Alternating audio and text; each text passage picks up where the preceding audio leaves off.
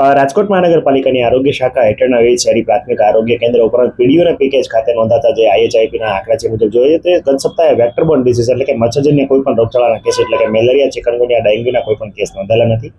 આ ઉપરાંત જોવા જઈએ તો પાણીજન્ય રોગચાળામાં ખાસ કરીને પાણીજન્ય અથવા અન્ય રોગચાળામાં જોવા જઈએ તો શરદી ઉધરસના 1083 કેસ છે, સામાન્ય તાવના 725, ઝાડા ઉલટીના 242 કેસ અને સાથે સાથે કમળાના 2 કેસ અલગ વિસ્તારોમાં નોંધાયેલા છે. ત્યારે ટાઇફોઇડનો કોઈ પણ કેસ કે મરડા કે કોલેરાના કોઈ પણ કેસ છે ગત સપ્તાહે રજીસ્ટર થયેલ નથી. આ ઉપરાંત ખાસ કરીને જોવા જઈએ તો હાલ જે છે વોટરબોર્ન ડિઝીઝ ખાસ કરીને પાણીજન્ય રોગચાળો અટકાવવા માટે રાજકોટ મહાનગરપાલિકાની આરોગ્ય શાખા દ્વારા સઘન ડ્રાઈવ જે છે કરવામાં આવી છે. એમાં ખાસ કરીને રેસિડ્યુઅલ ક્લોરિન ટેસ્ટ એટલે કે છેવાડાના ઘરમાં પાણીની અંદર ક્લોરિનની માત્રા સુનિશ્ચિત થાય એ માટે પગલાં લેવામાં આવી રહ્યા છે. સાથે સાથે વોટર વર્ક્સ ડિપાર્ટમેન્ટ સાથે અને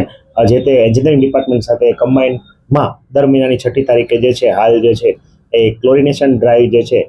ક્લોરિનેશન એસેસમેન્ટ ડ્રાઈવ જે છે એનું આયોજન કરવામાં આવ્યું છે. ગત સપ્તાહે કુલ 826 જેટલા રેસિડ્યુઅલ ક્લોરિન ટેસ્ટ અલગ અલગ વિસ્તારોમાં કરવામાં આવ્યા હતા અને તમામમાં ક્લોરિનની માત્રા જે છે આપણને પાણીમાં મળી આવેલ છે. એ સારી બાબત કહી શકાય. આ ઉપરાંત ફૂડ ડિપાર્ટમેન્ટ દ્વારા પણ ગત સપ્તાહે પાણીજન્ય રોગચાળો અટકાવવા માટે પાણીપુરી, પાણી ઉપરાંત ખરાબ પેરિસેબલ આઇટમમાંથી બનાવેલી વસ્તુઓ વગેરે બાબતે એક મેગા ડ્રાઈવ જે એનું આયોજન કરવામાં આવ્યું હતું અને આગામી દિવસોમાં આ બધી ડ્રાઈવ જે છે એ ચાલુ રહેશે.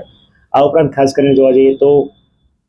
જે છૂટાછવાયા વિસ્તારોમાં જ્યાં અમારે ત્યાં કેસ આવતો હોય ત્યાં કેસનું એકનું ઇન્ડિવિજ્યુઅલ ટ્રેકિંગ અને મેપિંગ કરીને આ તમામ વિગતો જે છે હવે સંકલન સ્વરૂપે ભેગી કરીને પ્રાઇવેટ હોસ્પિટલો પાસેથી પણ ખાસ કરીને કેસ બેઝ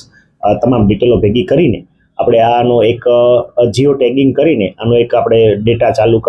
તૈયાર કરવાના છે અને જેનું એક